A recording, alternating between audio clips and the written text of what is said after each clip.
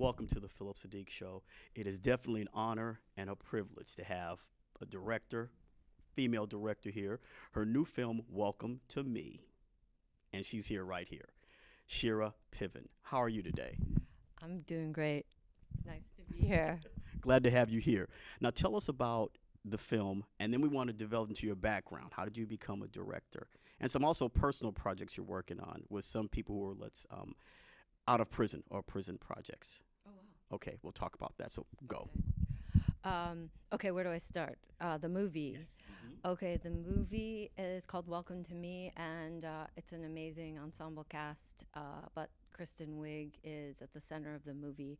She plays a woman named Alice who has borderline personality disorder, who is obsessed with Oprah. She buys lottery tickets every day. She eats pudding in front of the TV, and she wins the lottery. And which I wish I didn't have to say. I wish people could go see the movie without knowing what happens, because it's exciting that moment when she actually does win. But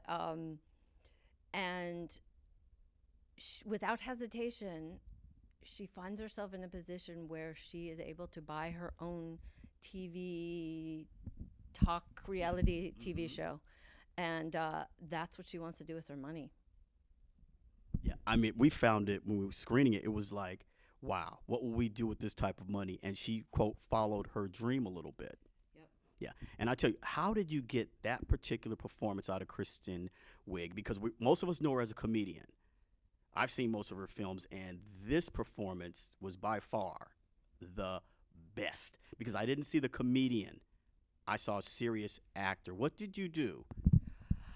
First of all, I love hearing that. She would love hearing that because it's also a really funny movie too, but it has to have a human center to it. And she and I both, when we independently of each other, when she first read the script, and I had already felt this way about the script, we both felt that the movie that that Elliot Lawrence wrote on the page is really about a real person in a real world, and the only way that the movie can work is if you treat it with humanity and begin from that honest place and create a world that people can enter into and believe, and then the comedy comes out of the absurdity of the situation.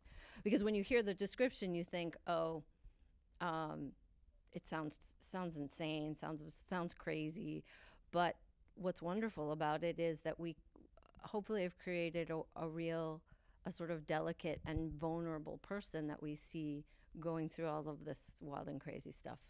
Right, and you get to feel sorry for the character that she plays. I mean, a true sense of, wow, what would I do in that situation? And you have Tim Robbins as her, what would we say, part-time psychiatrist? What would we call it? He's her therapist. Yeah. She gets disability, and so they pay for her to get psychiatric counseling, and he's her therapist. Yeah. He's very good in his role. Since it's such a serious subject, how did you guys keep it light?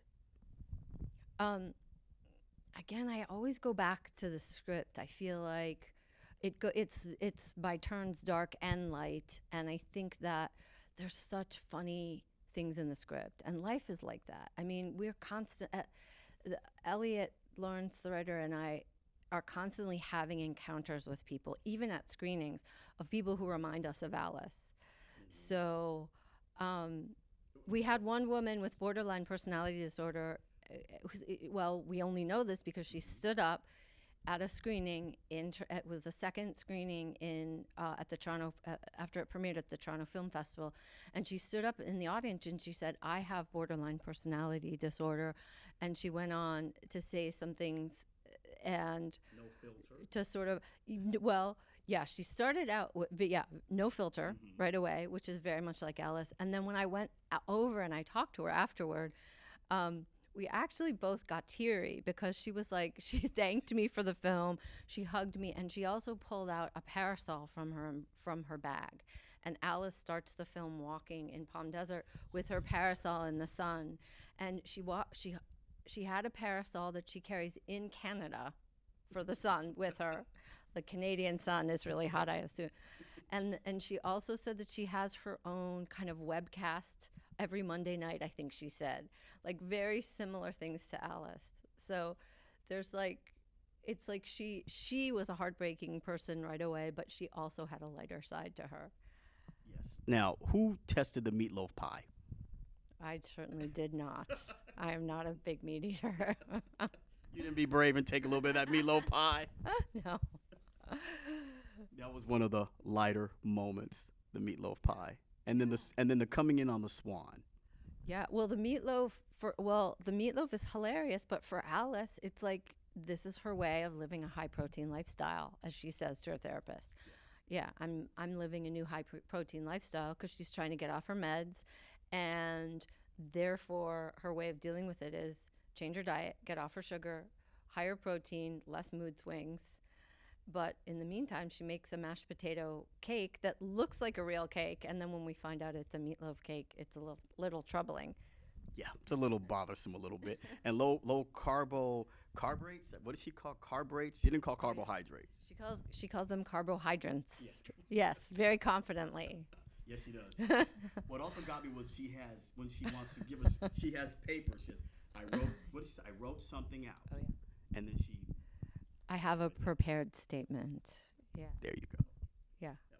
That was funny. That's good. Now let's talk about some of your passion projects. I know you work with the former inmates, I think, of Hood. I can't recall the guys.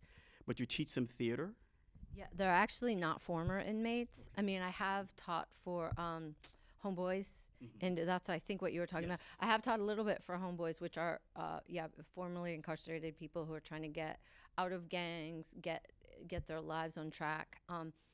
But I teach with the Prison Project, which is it's a group of teachers started by Sabra Williams, who's a member of Tim Robbins' theater company, the Actors Gang.